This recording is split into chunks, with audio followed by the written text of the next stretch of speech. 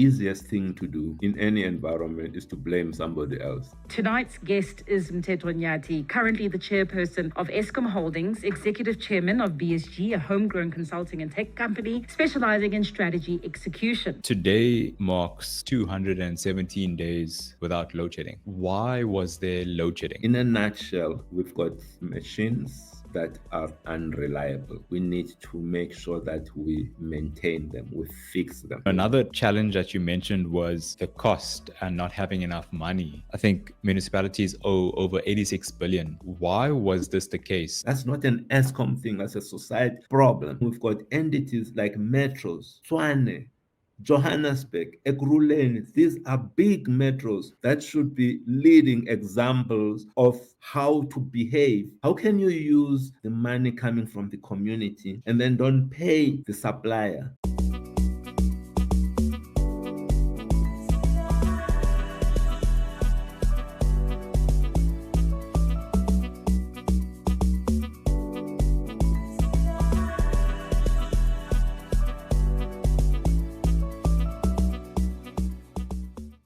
Mteto, I always begin these interviews by asking my guest about their early childhood background and what was that environment like.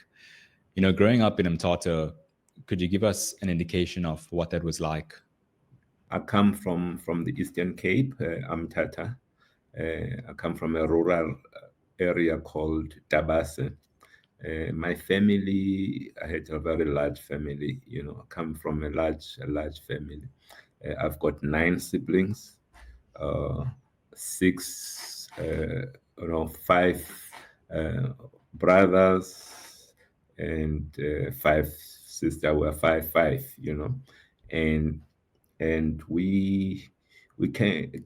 Coming from that environment of a large family, my mother decided early on that, you know, from their salaries, my mother and father were both teachers. They felt no, they just could not support such a large family. She decided to cash her pension instead of chowing the money. She invested it in setting up a trading store. And that trading store ended up being the place or the entity that helped lift our entire family from what I would say low middle class to possibly high middle class. We're all supported from in terms of our education by this trading store. Many of us ended up acquiring some degrees. Got a brother who's a doctor, sister who's a physiotherapist. I've got nurses, about 3 of them nurses in the family. There's a lawyer. We are 2 engineers in the family. All of that supported by this trading store, which we spent a lot of time growing up behind the counter. And also going to fetch products and fresh produce from the market and bringing it back to the store. So we kind of got used to waking up like early in the morning and doing some chores to make sure that we set up and were able to serve the clients of this particular store well. And that shaped me, because you know, spending all of your time, largely most of your time, around serving clients, serving customers, and preparing stuff, that made me the person that I am largely today.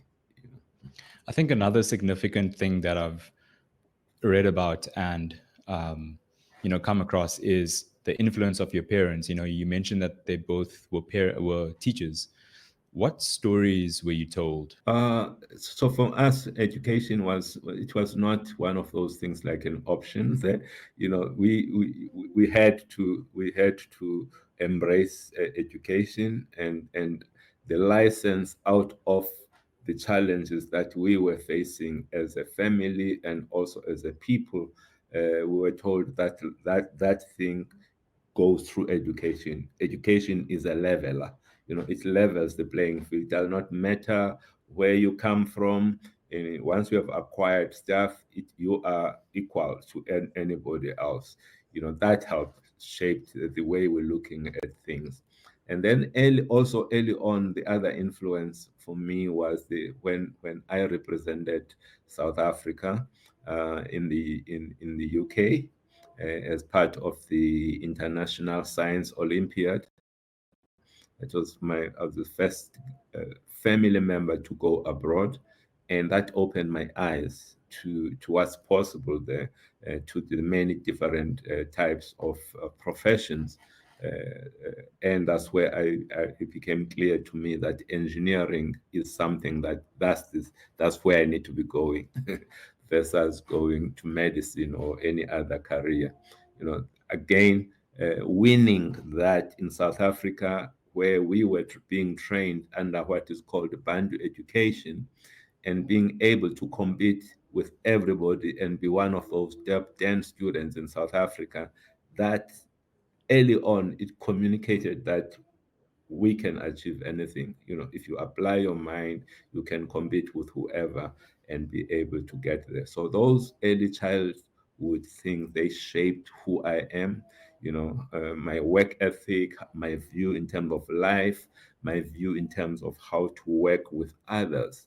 The people that you work, how do you treat the people that are working for you? Watching my mother, how she was including many of the people that were working for her in terms of decision making, and how that made the store to continue to grow from strength to strength. Those are the things that I continue to use today, and as I approach my work and the kind of things that I do. Yeah, that sounds super valuable to get that exposure at, a young age. You mentioned that you studied engineering and of course went on to work as an engineer. How challenging was it to, study during apartheid times? Look, the fact that our education was meant to be inferior from the rest, it was always a challenge, because when you now go to at that time they used to be called white universities, you were not at the same level at all. You could clearly see the gap between the two, and that was always a disadvantage initially. I'm saying initially, because when you get to year 3 and year 4, all of that advantage is out of the window if you apply yourself, and everybody is equal now, you know. But the first 2 years were a challenge. For example, we were never exposed to engineering, drawing, and design as in high school. So you go to university, you've got these people that have been that have experienced this, have been trained in drawing, and we've never had any of that coming from a black school. Calculus is something completely new. It's like they are speaking, what is this? Is this Greek or something? And yet the other students, they get it. They've been taught all of this thing. So the first semester, at the end of the first semester, you see the number of black students leaving, because they just could not make that bridge, and end up all of their dreams out of the window just because of those two courses. You spoke about engineering drawing, and it just reminded me of a story. So I also studied engineering here at Stellenbosch, and in our first year, of course, everyone had to do engineering drawing, and there were some of my friends who did not do engineering drawing at school.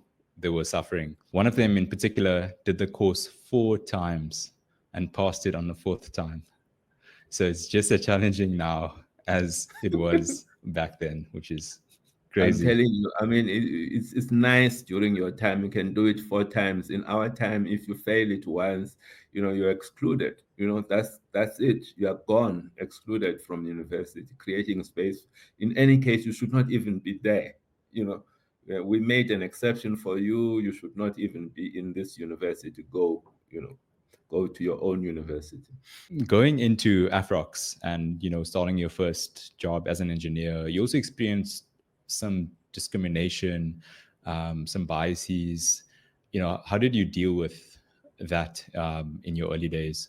First of all, I would say that Afrox, to me, I look at Afrox as a positive experience, because here is an organization that said to itself, "Hey, we need to start to bring people who are different from the ones that we have here." So they reached out and they recruited a white woman, Ruth Stenhouse. They also recruited me. So we were like these experiments, and for anybody to, they were not forced to do that, but they chose to embrace the change that they were seeing it needed to happen.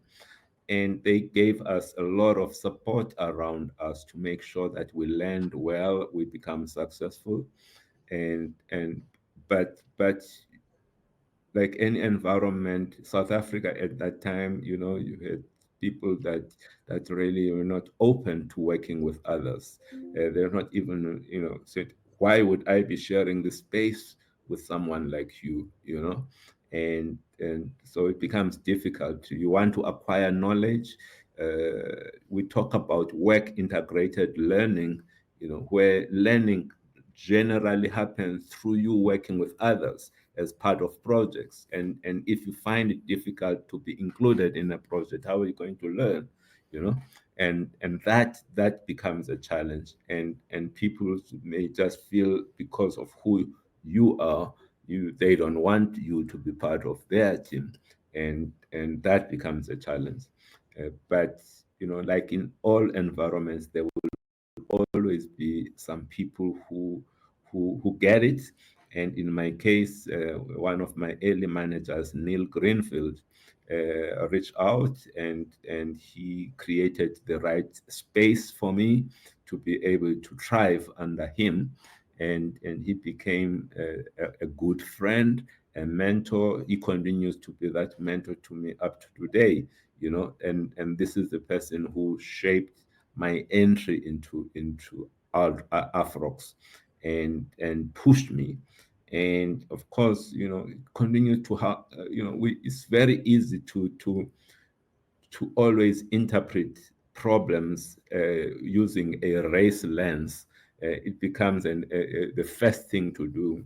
But he taught me not to always do that. He taught me to, just challenge yourself, break into that, and try and look. And yes, you can always blame the other person, but look at your own contribution to the problem, and how can you change what you've got control over. Yeah, that's quite powerful. What you're speaking about essentially is taking responsibility Yeah. and controlling what you can do and controlling your own actions, as opposed to, perhaps putting the blame on others. You cannot control others. Others, they will always be whoever they are. That's fine. I mean, it may not be fine. You may not like what they do, but you've got control over yourself. How you show up, the level of preparation that you do before you do something, a presentation, and all of that, and your ability to, can sit in your corner, or you can reach out to people, build those bridges, and you can say, oh, nobody's bringing me, but have you tried to reach out, and then what, and if say no, okay, have you tried other people, it's not only one thing. So all of that, then you realize that actually I've got so much that I can do. I don't have to be dependent on how others are. Do you think that people don't work on themselves because, one, they're not aware, and two, it's hard? As I was saying, the easiest thing to do in any environment is to blame somebody else. It's easy, It's what why have you not progressed? Is because and then you externalize it, and but when you start to go to what I would call, and I would recommend people to do, to look at self-awareness. Self-awareness it is something that is absolutely critical.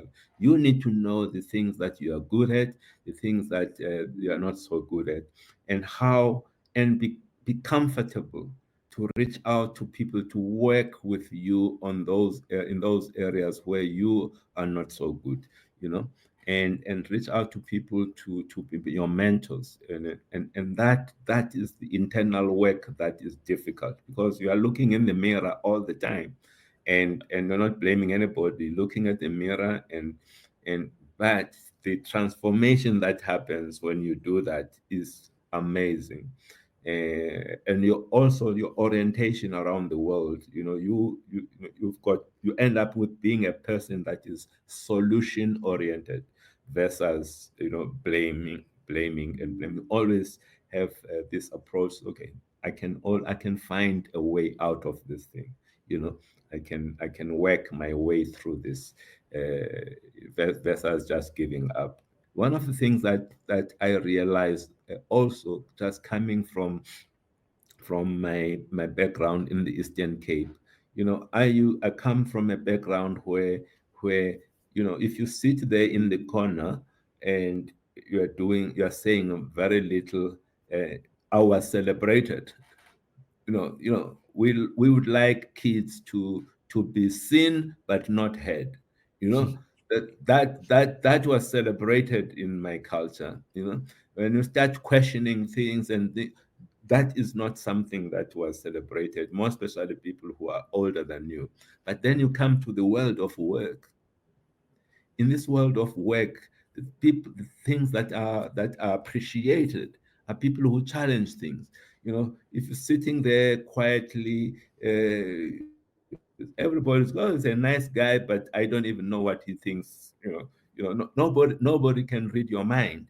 So you need to say something. You need to be part of projects. You need to offer your services. Say, I volunteer to go do this and volunteer do that. That is completely different from the way one was socialized growing up. So you start to understand that the values that may have shaped you, where you were, where you come from, may not always be the most appropriate for in terms of where you are now. You have to make adjustments to those values, right? For example, a value of respect. If you say, okay, I cannot question, someone who's older than me. I cannot say no to. In this world of work, you are expected to, you need to push back. You can challenge your manager. People who display those things, of course, do that respectfully, are the ones that are rewarded. You ask yourself, why am I not moving up the ladder, and why am I not moving, accelerating as fast as other people? And you realize that you have not made the adjustments to some of the values that are holding you back. I make an example of software. To me, values are like software. If you buy a phone, and that phone have got default settings. If they're set in China, in Chinese, the language is Chinese. The timing is GMT plus, I don't know, 7 is set in that phone won't serve you. Immediately you make the necessary adjustments. Voila, it's in English, it's in South Africa time, and the same phone now is able to serve you. That's a really good point. And I think I really like that analogy of the software update. And I think another thing that I'm hearing is it's almost unlearning the things that we were taught growing up, and Yes. unlearning because of the new um, adaptation. You use the word adaptation to the new environment that has to be done. And I think that's not the easiest thing to do, to unlearn what we've been It's not taught. it's not easy, because what comes natural is to do what you have been taught. It's just so automatic, right? So you come and sit quietly there, and you continue to say, I'm not being included. But have you shown initiative? Are you asking any questions? Have you even contributed to the discussions? And so it's not the other person you need to look at. So doing that, comes, you have to unlearn what you have been taught. That's not easy. It's not easy. But who said life is going to be easy, right? I mean, you need to figure out, here are the rules. I should not be playing rugby with soccer rules. You know? I'm now in the environment where the rules are different. In order for me to be successful in this environment, I need to play by the rules in this environment. And would you say that that's how you essentially worked your way up to, being CEO of, for example, MTN and Microsoft South Africa? It was one, playing the rules of the game within that corporate structure, and then getting to a point where you could now influence Yes. and change things. Walk us through that journey. Yeah, for me, I think many of us, sometimes you get to an environment. I come from, like you have, you've got a degree, you get into afros, and you start to see that some of the people that you work for, they have not been to university. You look down upon those people, right?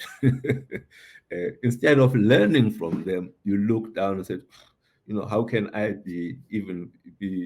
take instructions from? But they've got the experience.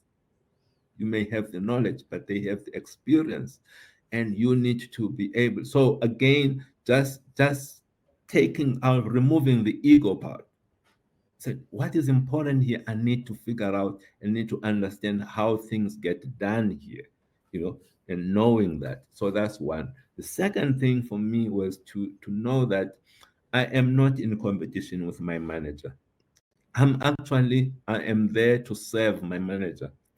I need to make my manager look good, because if I do that, I'm actually valuable. I'm adding value. I need to understand the things that occupy his mind, the things that makes him not to be able to sleep at night.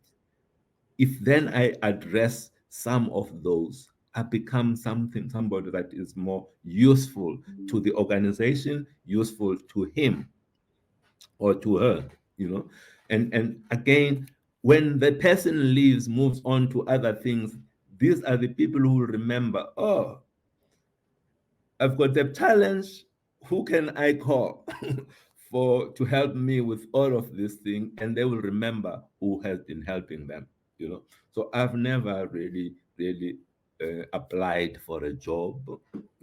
So it's always being pulled and asked and this, and it's because the value that you are adding is so much that people feel like you need to be part of their teams.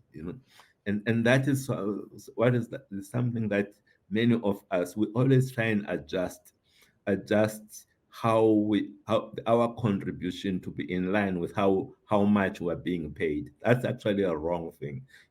I say always be underpaid. Deliver so much more than you are currently being paid. What you're also speaking about is the employee mindset versus the owner mindset. Absolutely. The employee just comes in, does what they get paid to do, and leaves, does their 9 to 5 and leaves. The owner mindset assumes more responsibility, adds more value, solves problems for the people around them and for the organization. And hence, that's how they grow. And you are a prime example of that. Yes. Plus, you can get into an environment. I've heard many people say, the culture in my organization is so bad. The question is, how is the culture under you? I mean, you can be complaining about, create the kind of culture under you that you want, so that you become a magnet for talent to come and work for you.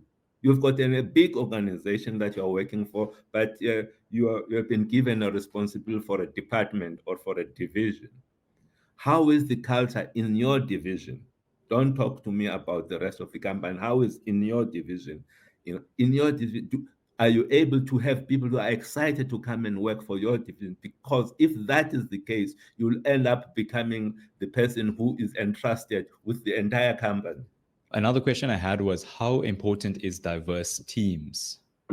one of the big mistakes that I made at IBM was made a manager there. And I was so excited and I wanted to show the world that as Black people, we can do it, you know.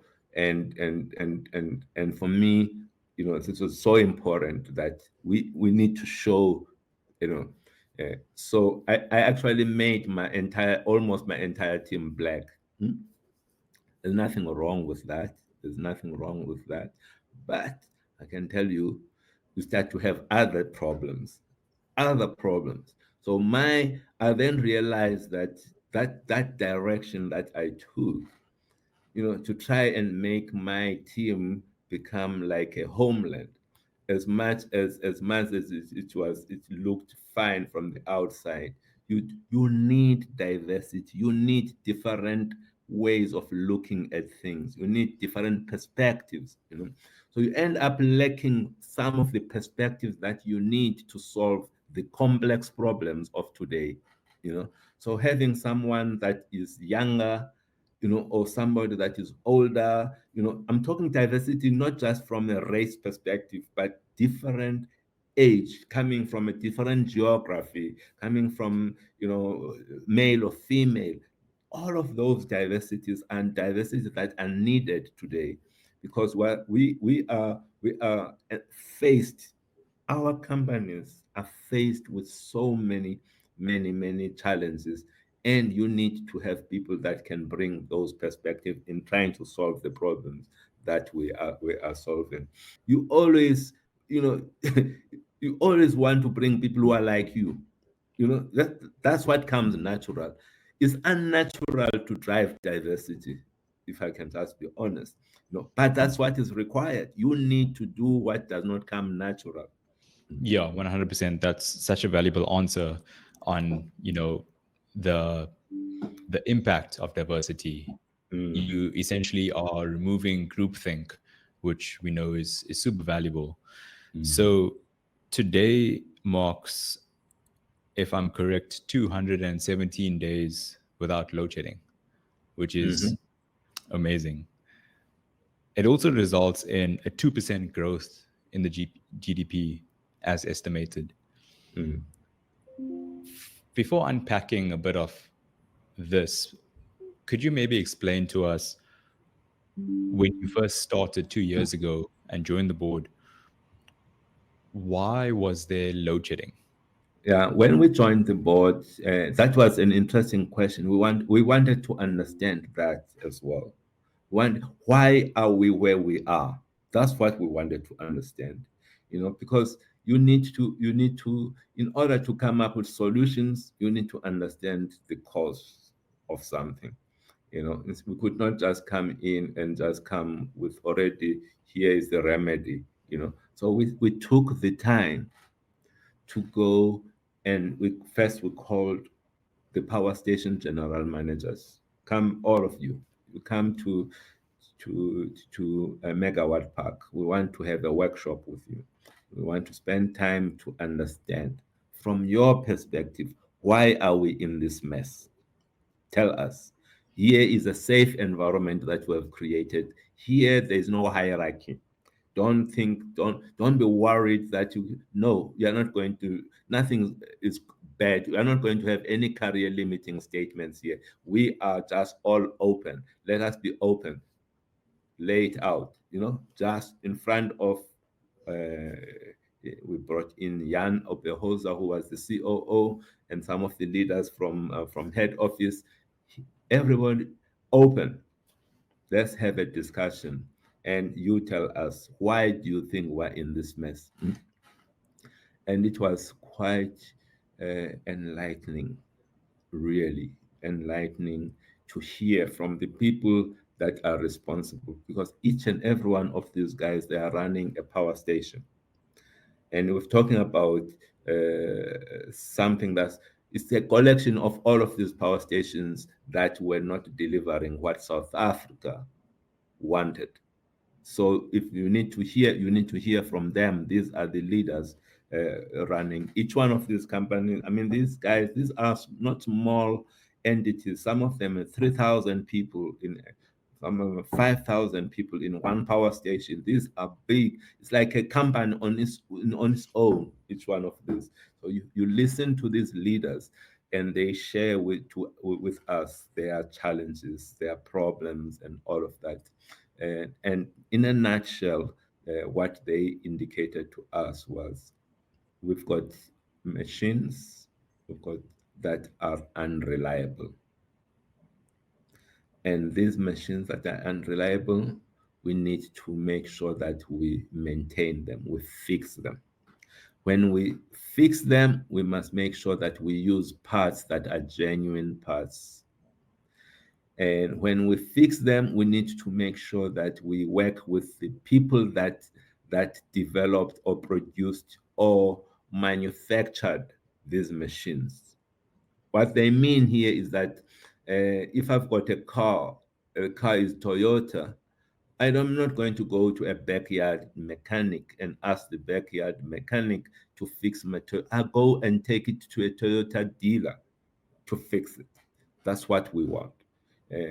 But why are you going to these people that and they will explain. They explain to us why they have to go the route that they were going. So long story short, they helped us to understand what the problem was, and they also helped to shape the solution to the problem, and highlighted the barriers why some of these solutions that they have cannot be implemented, which then brings us into the equation as the leaders. How can we remove some of these barriers? How can we take out all of these other things that's going to prevent them from doing what they think should be done? So you coming up with a solution that is actually not your solution, it's their solution. So you don't even have to have a buy-in, because it's their solution. What you are doing, you are enabling them to implement what they think is the right solution. So you end up doing all of things. Everybody thinks that how quick can this thing be? So quick, like overnight and this. But it's because of the process that you've used. The process is a process that you listen, and listen with a view to understand, and you identify the things that can be done by this team on their own. You also identify how you can help this team, and you identify the areas where other people can help this team, and then you go and seek help from those people. For example, things like budget. No money. You can have I'm planning to bring the genuine spares and all of that, but if you do not have the money, so somebody needs to help with the funding. So that's where the Minister of Finance comes in, and we then need to use a person like Dr. Josi Ramahopa, and also the late Pravin Gordon, to go and represent us there. But you are giving them responsibilities. You are managing up, saying, this is what I need, but it comes from a good clarity of what is required. Then and you also need to understand everybody wants to feel useful. So I think that is possibly the big part that this board did differently, is to make sure that we understood how we can leverage our own employees first, support them in terms of what they are doing, complement what they are doing by bringing in the original equipment manufacturers to work alongside them, get the necessary resources outside of the company that they need in order for them to execute what they need to do. And then we also bring, on our side, we felt that, okay, we can have a great plan. We've seen many plans in South Africa, and many of those plans lead to nothing. We must make sure that we execute this plan flawlessly. And to do that, it's not that we do not trust your management, but we need to have people who are going to work alongside you to make sure that you execute this plan. So we brought in an external, an independent consulting firm that's working alongside with management, flagging things before they became problems, bringing all those things back to us and telling us, hey, you need to support them with this and support them with that, So a combination of all of that. So you mentioned leadership. What were the challenges? And I heard you speak about this before, where you said that leadership was an issue. What were they doing wrong? Look, we cannot generalize, because some leaders, great leaders, the majority of them were doing good things, but we had a fair amount of leaders within the business. I say leaders were not leading, and some managers were not managing. When you take on a responsibility of being a leader, that comes with there are certain things that you should be doing. When it comes to discipline and instilling discipline is part of the responsibility of being a manager or a leader. Are people following standard operating procedures? Hmm? You know, how you run a plant. This is an engineering plant, highly sophisticated. You know, you need to take readings at specific periods of time, and when that reading is saying something, it's communicating something to you. Are you responding appropriately to what is being communicated?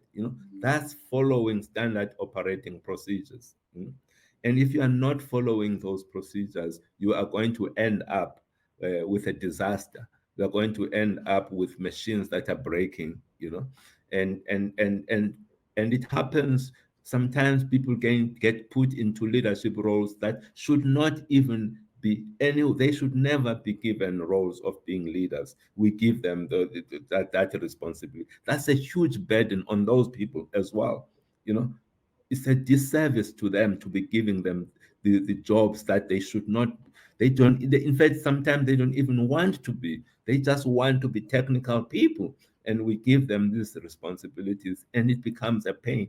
If you do not like to work with people, you just do not enjoy working with people, let's allow them to go and work with things.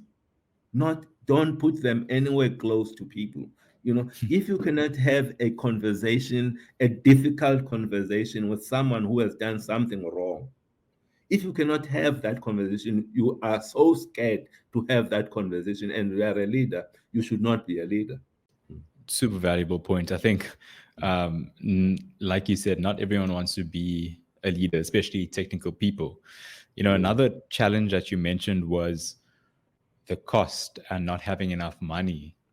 And, just from my, call it, limited understanding of perhaps gets spent at Eskom, why was this the case? And, why did Eskom have or had to go and, obtain debt relief from the National Treasury? Could you maybe walk us through that? The problems of Eskom do not start like yesterday. It's like from a long time ago. I think the genesis of the big debt problem of Eskom starts with the build of Medupi and Kusile power stations. These were power stations that were supposed to cost, I think maximum 150 billion rand, and they ended up costing over 350 billion. And that is the problem. The problem is, you started to have an entity that was like draining. This debt was so heavy on the company. You need to service the debt. When now all of the money that you are generating in the company is not enough to service the debt. So you go and say, oh, where can I save? I can save in maintenance. Let me not go and do maintenance. I can save on buying new stuff. So capex, no more capex. So you are not buying new. You are also not maintaining your existing. You are just running things until they break. Because you have to this obligation of having to go and pay for your debt. and that was a heavy debt uh, burden on Eskom. Mm. So you had to go and say, can we have a different conversation? Can we relieve us of this burden so that we can get to a point where we can stand on our own 2 feet? Mm? Maintain the machines, get them to the right level. To is buying yourself the time to be able to do the right things. So the Mm. government gave us 235 billion rand, but that's over a 3-year period uh, to to to reduce this debt burden that we're having, and that immediately frees up capital that can now start to be used to do the maintenance, go and buy proper spares. And of course, another issue was municipalities not paying. And I also read that I think municipalities owe over 86 billion, which is an incredible amount. So I guess the question would be is how do we prevent that from happening? And perhaps in the future, is it a stop corruption issue or is it something different? Yeah. So the within we need to first look at, and as I was talking to you earlier on, that you need to focus on the things that you've got control over before you even go outside. So internally, we need to make sure that we get rid of corruption within Eskom. So strengthening the controls within the company, making sure that you do the necessary inspections. And if people end up doing wrong things and are caught, there are consequences to that. So consequence management is something that needs, and it needs to be seen. People need to be seen that, look at that person, he tried to do that, look at the consequence, so that it becomes a deterrent. People can see that they should not be involved in this kind of activities. So that's something that is within our control. We do that, and we are doing that. We continue to do well in that space. But then also when you go and issue a request for proposal or a tender for a power station like a Medupi, we cannot end up with 2 times the cost of what you thought it was. Clearly, how you manage projects, who do you give the project to? Are these people qualified to be doing what you are asking them to do? Or is it just part and parcel of creating some revenue for people, or a channel for corruption? So how we go about uh, driving capital projects is something that is critical. We need to pay attention to that, and we are for the future. So you then internally you do your piece, then you then go, you sell your product to municipalities, and this product is such an important and valuable product, and it contributes in some cases 30 to 60% of the revenue of the municipality is linked to electricity. That's how important it is to the municipality. This uh, Then you have people paying. They most of the time they pay the municipality, but the municipality just forgets to pay us. And so then that's where the problem is. It's not an Eskom problem, it's a societal problem. How can we have a society which first is have these illegal connections? We've got illegal connections, and nobody is worried about that. It's like, okay, that's wrong. That's lawlessness. That's it's a criminal activity to do that. We should not accept that as a society. That's not an ESCOM thing. That's a society problem. We should not do that. So as consumers, we should not be allowing these people to be connecting. As communities, should not be allowing them.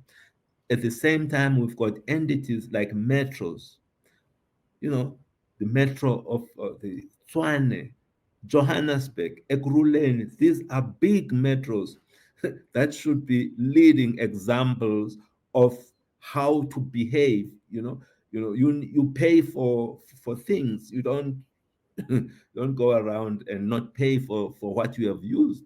You have got these leading entities in society that are displaying a behavior that is unacceptable. How can you take somebody's product, sell it, gain money out of it, but then don't pay for it? I mean, that is wrong. How can you use the money coming from the community and then don't pay the supplier of that? How can you use that money? The community has paid you for something and you use that money for something completely different. Yeah, and I think that's such a challenge because the everyday consumer who is, paying their electricity bill, of course, assumes that it's Eskom's problem, whereas not many people know that it's a local municipality problem, No, that yes. perhaps the municipality are not paying Eskom as opposed to, Eskom. And I think that we need to create more awareness around That's these why I'm issues. just being blunt about it, honestly, because the more we say this thing, the responsibility needs to go where it belongs. It's the municipalities that have chosen not to pay Eskom, and they need to be held accountable for that. What else needs to happen for load shedding to be an issue of the past? So we are 18 months into the 2-year plan that management came up with and approved by the board. They've done well, management, to execute against that plan. We're 18 months into the plan. We're left with another 6 months. The 6 months ends in end of March. We've got a number of activities that are key, possibly three big ones: the Kusile power station, the Medupi Unit 4, Kusile 6, Medupi Unit 4, and also Quebec Unit number 2. All of those are currently in an outage. We're working on them, and if those come back, they were going to be bringing another 2,000 megawatts, in 2,500 megawatts into the grid. We can then be in a position to say load shedding is behind us. Once we get to those. But the next problem of South Africa is the affordability of the electricity. It's one thing to have energy security, which load shedding, by eliminating load shedding, you now have security. We now need to have affordable energy, and energy that is also sustainable. Is it green? And those two are connected, are related. Mm. So as we move into more renewables, and the prices of the renewables are coming down quite drastically, is helping us to produce electricity that is much more affordable. Mm. And we'll then be able to pass those savings of course, to the consumers. The introduction of competition. You may have seen that we now have the National Transmission Company of South Africa, which is is is now unbundled out of Eskom, and is going to be the buyer of energy, not just from Eskom, but from independent power producers. The fact now that we've got this entity that is going to be encouraging competition and will be dispatching energy from the cheapest source. If Eskom is coming with energy, which is fine, but it's not at the right kind of a price, then they will prioritize something else. So having this entity is critical to driving down the price of electricity in our country. Sorry, with this specific entity that you speak about, how do we prevent perhaps, tender fraud from happening and occurring here? You start with making sure that you've got a board that is a competent board, and a board that has got people that are people of integrity. And I think that what we have in the Eskom board, We then did the same in appointing the board of the National Transmission Company. We got the best men and women that South Africa can offer, appointed to that board, and that board's responsibility to make sure that the culture within the transmission company is a culture that is an ethical culture. That's their responsibility. But you always start, that's why I'm saying leadership matters. It starts at the top. I'm comfortable. We've got really good men and women that have been appointed to that board. That's really good to hear about the appointments and having a strong board.